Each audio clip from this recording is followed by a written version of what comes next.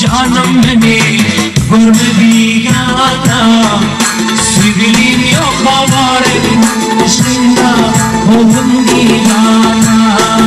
Bir şiirini canım mera karo nazrana, तेरी सर के कसम है दिल मेरा मेरा दीवाना.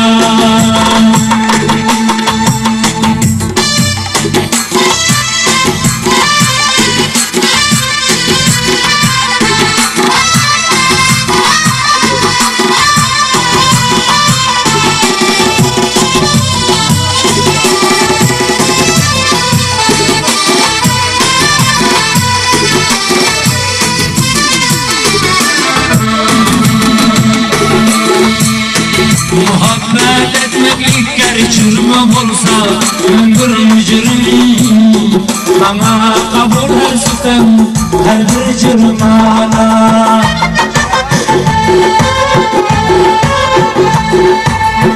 Muhabbet etmek ilk kere çürme olsa ömür mücrim, bana kabul etsin her bir cürmana.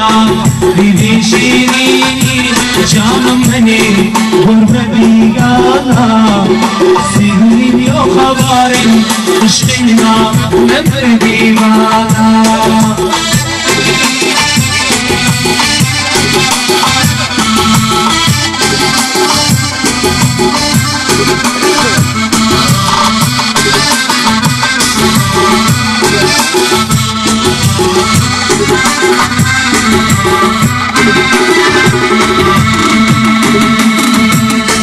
Kerem bir utani bir görmesem bir kararim re, olmayı senden cida hay dilber cana.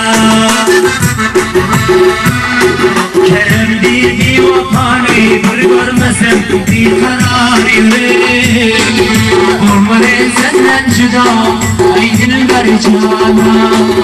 Bir şiirini canım beni görmedi yana, sevgilim yok haberim, aşkına oldum divana.